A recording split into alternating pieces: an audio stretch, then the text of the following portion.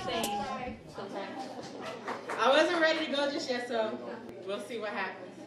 This is it's a very long poem. It's called For the Sake of My Children. My desire has always been to inspire, a casualty of friendly fire in a not-so-friendly environment. Shorty lives right up the street, family secrets buried so deep so she dares not speak. Distressed, she suppresses every memory until she alters her reality, and I remember me so I can relate.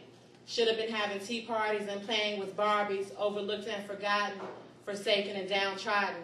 So she exists in her own space and hides behind the artificial smile on her face, daydreaming of a better day somehow, still naive enough to believe in fate. But the thing about dreaming is that eventually you must wake, and so I did, as did she, unaware that all attention wasn't good attention. So generationally speaking, that cycle kept on going, and the hole in her heart kept on growing. And we all turn a blind eye, enabling and disabling without even knowing. Sisters and brothers, I thought we were supposed to love one another. Instead, we laugh at each other's struggles, even though they're our own struggles echoed. Before we can be a collective, we must all be able to see what it really means to be free, to forgive without forgetting the past, because we are fading fast, and it's up to us who gets that last laugh. And I'm just trying to put my 2 cents in, trying to save the world for the sake of my children and for the sake of yours and yours and yours. Teaching them that they don't have to wait for an opening. They can make their own doors, because that glass ceiling no longer exists, because there's finally a president that looks like me. So I'm no longer lying when I tell my children they can be whatever they want to be, because we are free. Or are we? Or are change just hidden beneath the cloak of invisibility? Are we now enslaved mentally? How many of us live below the line of poverty, statistically dependent on food stamps to eat?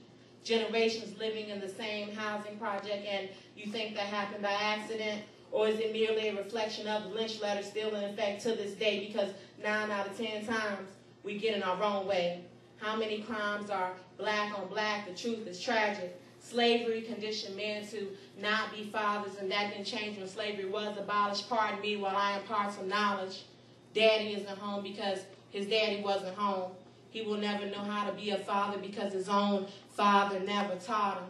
Families were broken apart to discourage unity and thus increase the value of master's property. Sexes kept in separate vicinities until it was time to breed. The light of your skin tone, the high your probability of working inside the home, and the only thing they were concerned that you learned was to be submissive or be home. The weight of my ancestors on my shoulders, so it's my responsibility to show you that I know you and I can feel your pain because I'm hurting too. And I know your strength because I carry a burden too, but we can't continue to hide from the truth. Mass genocide occurring on the inside, threatening the youth. So now Lil Wayne is a role model, and all the little girls want to be black Barbies.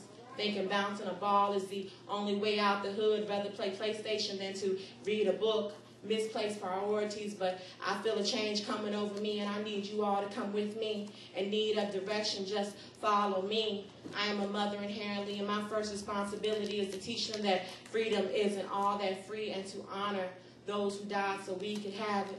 Langston Hughes soothed my wounds, and I've known I was a phenomenal woman since the first time I read Maya Angelou. Tupac taught me that rap was poetry too.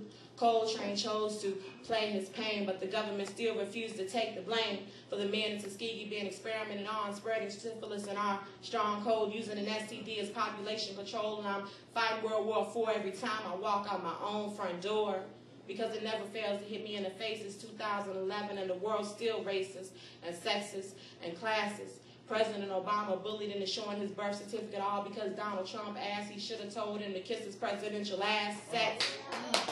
I'm sorry to inform, but the Dred Scott decision has since been overturned and the Civil War is over, but this battle is far from being won, and I fear the worst may be yet to come.